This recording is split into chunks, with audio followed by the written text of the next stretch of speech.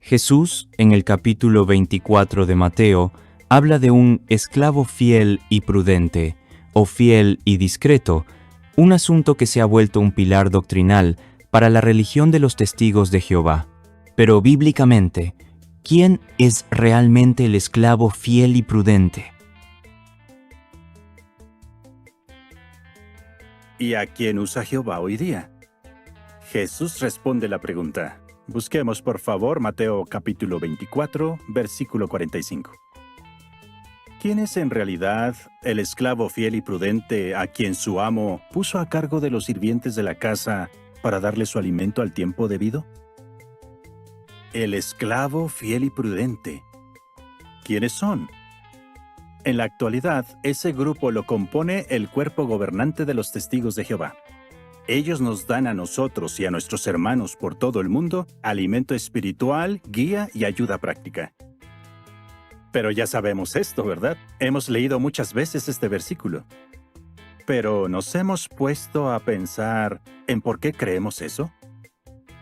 La lección 54 del libro Disfrute de la vida se titula El papel del esclavo fiel y prudente.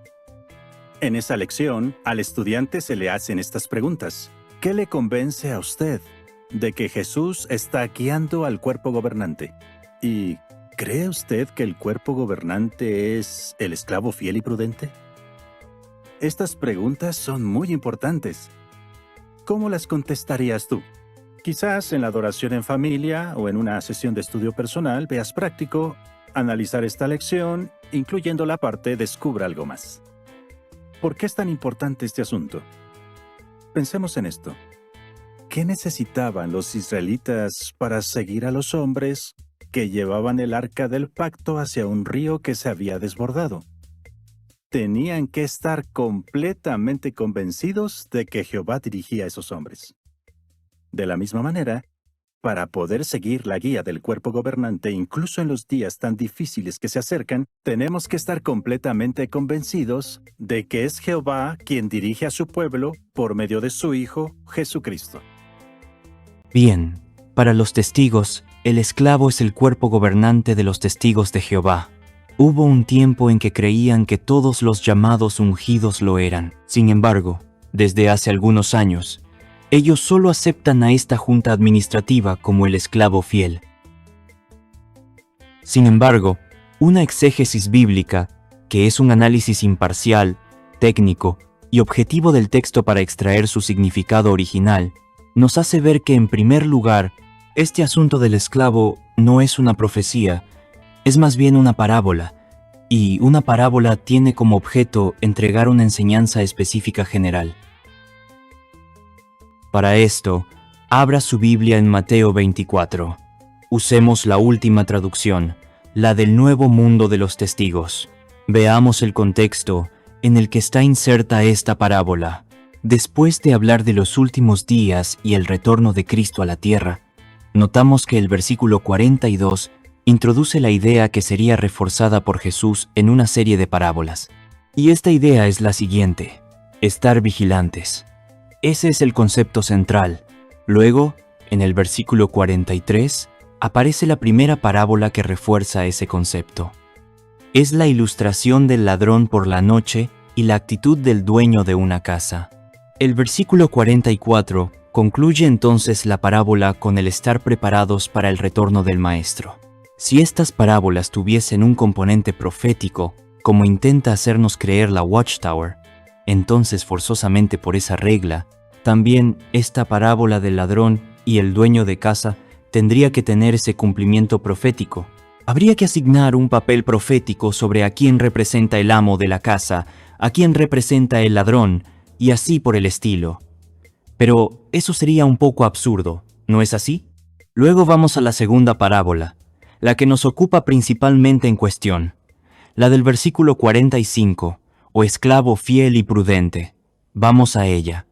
Si notamos el versículo 46, se destaca nuevamente el concepto de estar alerta, de que el esclavo, en la parábola, sería feliz, si el amo al llegar lo encuentra haciendo sus labores.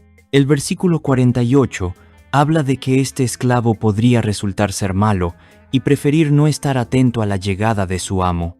El versículo 50 nuevamente enfatiza en la conclusión moral de la parábola que el estar vigilantes es la clave o enseñanza moral, ya que al igual que en la parábola del ladrón, en un día y hora que nadie sabe, pueden resolverse los asuntos. En el capítulo 25, Jesús narra una tercera parábola o ilustración relacionada con estar alertas. Es la de las vírgenes sabias y necias. Las vírgenes preparadas lograron entrar al banquete de bodas. En tiempos bíblicos, estas vírgenes serían lo que hoy llamaríamos el cortejo nupcial o asistentes. Y en el versículo 13, nuevamente se enfatiza al concluir sobre estar vigilantes y alertas, como el concepto final tras estas tres parábolas. Jesús usó tres situaciones cotidianas de sus días para enfatizar una enseñanza. Si él hubiese dado esas parábolas hoy, habría usado la ilustración de un hombre que instala una cámara de vigilancia en su hogar y se mantiene alerta o preparado ante la llegada imprevista de un ladrón. En estos casos, los detalles o elementos de las ilustraciones son irrelevantes. No tienen ningún significado especial. La cámara, por ejemplo, no tendría ningún significado profético en esta ilustración. Lo que importa es solo reforzar el concepto final. Y en el segundo caso, en vez de hablar de un esclavo o mayordomo, hoy posiblemente habría utilizado la parábola o ilustración de una niñera que está atenta al cuidado y las necesidades alimentarias del niño bajo su responsabilidad. No se quedaría dormida, ni se pondría a mirar televisión, dejando al niño desatendido. Estaría alerta, porque su trabajo en sí mismo requiere esa actitud. Y en la última, usando una actividad paralela moderna a los antiguos cortejos, hoy hubiese hablado de los encargados de la fiesta, aquellos que deben preocuparse de que las personas estén bien atendidas, sin que a ellos les falten suministros como bebidas o comida. De igual manera que en la antigüedad, las vírgenes debían cuidar sus lámparas para así alumbrar durante la noche de bodas. Este oficio también implica un estado de alerta en los participantes durante un evento. Es por esto que en el caso de las parábolas de Jesús, ningún elemento de sus ilustraciones tienen un significado especial ni menos profético. Los esclavos no representan proféticamente a ningún grupo, los domésticos tampoco a nadie, y menos el alimento. Este tampoco significa algo. Los elementos no tienen significado alguno en las parábolas. Son irrelevantes. Ayudan a construir la historia para llegar a la conclusión final. Es el cuadro general de la historia en relación al oficio o tarea. Lo importante era la actitud de ser esclavos o mayordomos alertas, porque dicha asignación demandaba en sí misma esa actitud. Es como si él dijera: imaginen que los esclavos, en la misma esencia de su trabajo, no fueran serviciales y atentos. Entonces, la pregunta sobre ¿quién es el esclavo fiel? Es una pregunta retórica que se responde en observar la misma actitud de alerta del mayordomo. Es simplemente que aquellos esclavos o mayordomos, dada la naturaleza de su trabajo, están siempre alertas. Así sean ustedes. Esto mismo ocurre con la parábola del ladrón y el amo de casa y la de las vírgenes. El que sean 10, el que usen lámparas con aceite, etc., no significa nada. Son solo elementos narrativos de la historia que enfatizan que su trabajo consistía en estar vigilantes. Jesús narra 3 situaciones constantes, profesiones u oficios cotidianos de sus días que implicaban una actitud de estar prestos y atentos. Cuidar la casa de ladrones, el que es mayordomo y cuida los bienes y a las personas a su cargo, de forma atenta y alerta, sin salir a emborracharse por allí, del hogar asignado, y quienes trabajaban en ceremonias nupciales que exigían atención y vigilancia. Cada vez que los cristianos asistieran a una boda, o vieran a una sirvienta cuidando a un niño, o presenciaran cómo un hombre reforzaba su casa ante los ladrones, asociarían por relación mental el recuerdo de la advertencia de estar alertas. Por esa razón, Jesús dio 3 ilustraciones de situaciones diferentes, pero frecuentes del día a día, pero que todas llegaban a la misma conclusión. Jesús también hoy podría haber incluido a los bomberos y a otras profesiones que implican un grado de alerta, como un operario de una torre de control en un aeropuerto. Sin embargo, ninguno de esos elementos que componen las historias tienen algún significado profético en sí mismos, a menos que el mismo relato explique un segundo cumplimiento, pero eso no ocurre aquí y es una aberración exegética insistir en lo contrario, algo parecido a los tipos y antitipos.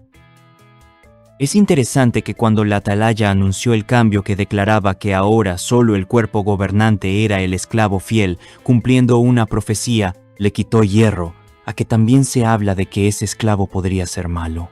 Ahí la atalaya se defendió, diciendo que eso solo era una advertencia y que no había un esclavo malo profetizado. Y esta misma respuesta desbanca la doctrina de ellos mismos sobre un esclavo fiel profetizado.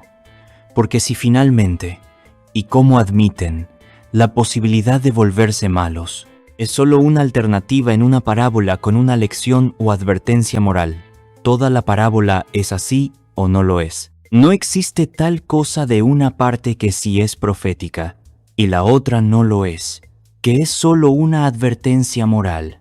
Por Dios, esto también es una aberración exegética de entendimiento bíblico.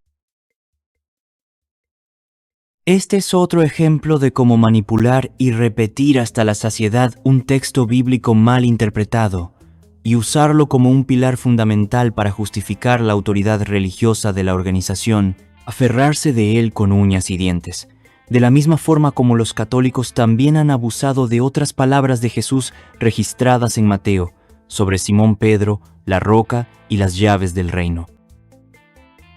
¿Qué te ha parecido este análisis? Recuerda que tampoco somos nosotros el esclavo fiel, porque simplemente era una parábola enfocada a la actitud de estar alertas.